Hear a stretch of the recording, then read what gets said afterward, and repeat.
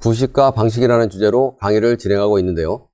부식과 방식의 원리나 개념을 먼저 설명을 드렸고, 왜 마이너스 850mV가 되어야 방식이 되는 걸로 판단하는지에 대한 설명도 했습니다.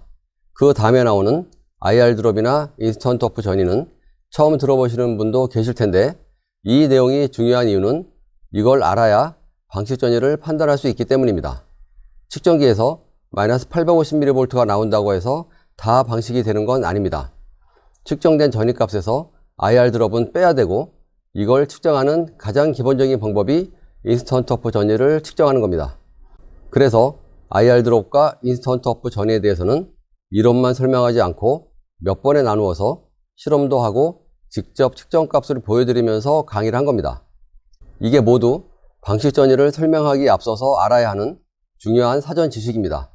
이번 시간은 지금까지 했던 내용을 한번 정리를 하고 방식 전위에 대한 강의는 다음 시간부터 하겠습니다. 부식과 방식은 1강부터 12강까지 진행을 했는데요. 부식전지, 부식의 개념, 방식의 개념, 마이너스 850mV라는 방식 전위의 기준은 어떻게 해서 정해졌는지에 대해서 먼저 설명을 드렸고요. 여기까지는 많이 어렵지는 않았을 겁니다. 1강 부식전지를 요약하면 철은 철광석이라는 자연 상태의 안정적인 철 산화물로 존재하다가 우리가 사용하는 순수한 금속으로 만드는 과정에서 많은 에너지가 투입이 되고 연력학적으로 불안정한 높은 에너지 상태가 되죠. 이 불안정한 금속이 원래의 안정된 낮은 에너지 상태로 돌아가는 과정이 부식입니다. 그리고 부식이 일어나기 위해서는 양극, 음극, 금속 경로, 전해질이라는 4가지 조건이 갖춰져야 하는 것이고, 이런 조건이 갖춰진 상태를 부식전지, 코로존 셀이라고 부릅니다. 2강 부식의 개념에서는 높은 에너지 상태의 철이 자연 상태의 낮은 에너지로 돌아가는 과정이 부식인데, 제철소에서 바로 나온 금속은 아주 에너지가 높습니다. 그리고 부식이 진행될수록 에너지가 점점 낮아지는데, 에너지가 높다는 의미는 전위가 네거티브한 방향으로 크다는 겁니다. 즉, 전위가 네거티브한 금속일수록 부식이 잘 일어나고, 이런 현상은 주로 다른 금속간에서 일어나지만, 예를 들면 전위가 더 네거티브한 마그네슘이 철보다 먼저 부식이 일어나는 현상이 이런 이유인 거죠. 그렇지만 같은 금속이라도 그 금속 중에 전위가 더 네거티브한 부분이 있다면 이 부분에서 부식이 일어나게 됩니다. 3강 방식의 개념에서는 철이라는 금속에서 전위의 차이가 생겼을 때 전위가 네거티브한 부분이 부식을 합니다. 이걸 막아주기 위해서 외부에서 전류를 보내고 두 지점의 전위를 같게 만들어서 부식 전류가 흐르지 않게 하는 게 방식의 기본적인 개념입니다. 그리고 이때 방식 전류로 인해서 철 표면에서는 분극이라는 화학적인 변화가 생깁니다. 분극은 철이라는 구조물과 땅이라는 전해질의 경계면에서 생기는 화학적인 변화입니다.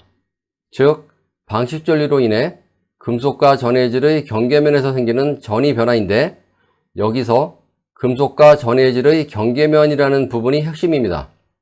이 분극의 정의는 아주 중요합니다. 4강 마이너스 850mV 방식 전위에서는 네이스 문서를 근거로 설명을 드렸습니다. 철의 가장 활성 상태의 자연 전위는 마이너스 800에서 마이너스 850mV 사이인 것으로 확인이 되었고, 따라서 철을 마이너스 850mV까지만 분극을 시키면 충분히 방식 상태가 되는 겁니다. 다른 문서에서도 표현은 조금 다르지만 같은 내용이 있습니다. 철의 가장 네거티브한 자연 전위는 마이너스 800mV 정도 되고, 방식 전류를 가해서 자연 상태의 가장 네거티브한 전위보다 더 네거티브한 전위를 만들어준다면 부식이 일어나지 않을 것으로 예상을 할 수 있는데, 마이너스 850mV로 정한 것은 50mV 정도의 여유를 둔 것이고요.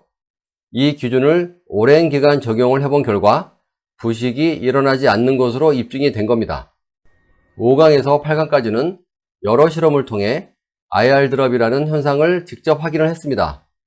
IR 드롭은 무시할 수 있을 정도로 작을 수도 있고, 지상에서 측정한 전위와 실제 전위와는 차이가 많이 나는 경우도 있는데, 가장 큰 원인은 방식 전류에 있습니다.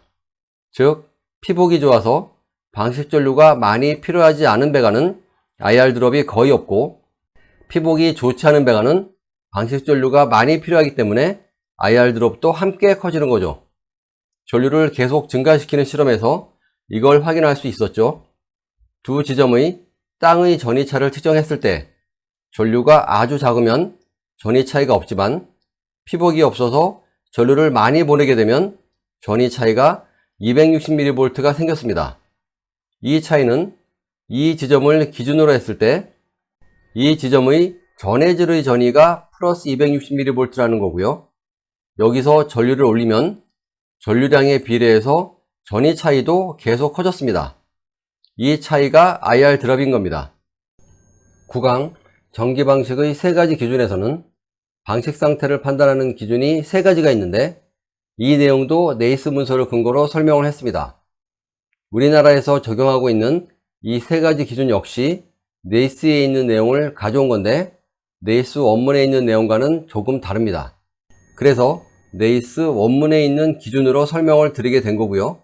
우리나라 기준에도 인스턴트 어프라는 말이 있고, 이 기준을 계속 확대 적용시켜 나가고 있는 중입니다. 앞으로는 인스턴트 어프 전이를 모르면 전기 방식을 할 수가 없습니다. 네이스 CP2에 있는 내용입니다. 스틸에 적용하는 네이스 기준은 세 가지인데, 이 중에서 두 가지는 황산동 기준전극으로 측정했을 때 구조물과 전해질 사이의 전이가 마이너스 850mV와 같거나 마이너스 850mV보다 네거티브한 전이에 관한 것이고, 한 가지는 100mV 분극 변화입니다. 이 세 가지 기준은 네이스 SP0169에 나와 있는데요. 첫 번째 기준은 전기 방식을 한 상태에서 마이너스 850mV보다 더 네거티브한 전이어야 한다는 것이고, 이 전이는 황산동 기준전극으로 측정한 전이인 거고요. 여기서 중요한 게 볼테지 드랍을 고려해서 판단을 해야 한다는 점이었죠. 볼테지 드랍이 IR 드랍이죠. IR 드랍을 고려해서 전이를 판단하려면 IR 드랍이 무엇인지를 정확히 알아야 하기 때문에 앞에서 실험을 통해서 설명을 했습니다. 두 번째 기준은 마이너스 850mV보다 더 네거티브한 분극 전이입니다. 여기서는 분극 전이, 폴러라이즈드 포텐셜이 무엇인지가 아주 중요합니다. 앞에서도 나왔지만 다시 한번 강조하면 분극 전이의 정의는 자연 전이와 음극 분극의 합입니다. 즉 측정된 전이가 마이너스 1000mV일 때 이 안에 IR 드롭이 얼마나 포함되어 있는지를 알아서 IR 드롭을 뺀 자연 전이와 분극만으로 마이너스 850mV가 되어야 하는 겁니다. 지금 보시는 예에서는 측정된 전이는 마이너스 1000mV지만 분극 전이는 마이너스 700mV니까 방식 상태가 아닌 거죠. 이 분극 전이를 측정하는 방법이 인스턴트 어프 전이를 측정하는 겁니다. 세 번째 기준은 100mV 음극 분극입니다. 여기에 대해서는 아직 자세히 설명을 하지 않았는데, 배관의 자연 전이가 마이너스 500mV일 때 마이너스 100mV만 분극을 해도 방식 상태로 볼 수 있다는 겁니다. 조금 전에 자연 전이가 마이너스 500mV일 때 마이너스 200mV가 분극을 했지만 분극 전이는 마이너스 700mV이기 때문에 방식 기준에 미달이 된다고 했는데, 세 번째 기준에서는 분극이 마이너스 100mV 밖에 하지 않아서 분극 전이는 마이너스 600mV 밖에 되지 않지만 방식 기준을 충족한다는 겁니다. 이상하죠? 이 기준은 일반적으로 사용하면 안 되는 기준입니다. 그리고 적용하기도 매우 까다롭습니다. 다음 강의부터 마이너스 850mV에 대한 두 가지 기준을 설명할 텐데, 이 강의들이 끝나고 맨 마지막으로 이 100mV 분극 기준에 대해서 설명을 하겠습니다. 10강에서 12강까지 순간 차단 전이, 인스턴트 어프 전이에 대해서 설명을 했습니다.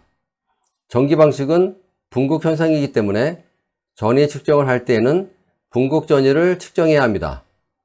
분극 전이는 부식 전이, 즉 자연 전이와 음극 분극의 합이고, 방식을 판단하는 전이는 구조물과 전해질의 경계면에서 측정을 해야 합니다.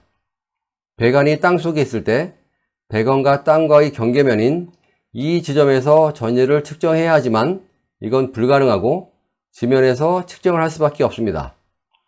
이 지면에서 분국 전위를 측정하는 방법이 인스턴트 어프 전위를 측정하는 겁니다.